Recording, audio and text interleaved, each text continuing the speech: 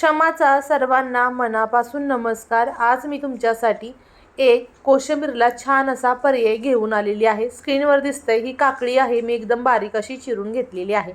आता रेसिपी बघत बघत मी तुम्हाला माझी एक गंमत सांगते परवा झालेली। तर यूट्यूबवरती वेट लॉस रेसिपी बघायला गेलं की त्यामध्ये कुनावा राईस हा एक प्रकार येतो आणि वेट लॉस आहे, सोबतच कोलेस्ट्रॉल वाढत नाही, फायबरयुक्त आहे, पोट स्वच्छ व्हायला मदत होते। मी कारभाऱ्यांना म्हणलं, अहो ती कुनावा म्हणजे काय, जरा गुगलवर बघा बरं मराठीत अर्थ काय येतो। तर मराठीत त्याचा अर्थ आला राजगिरा। मग काय, उठले तडकन दुकानात गेले, राजगिरा घेऊन घरी आले, राजगिरा बनवला अगदी यूट्यूबवर सांगितला होता तसा।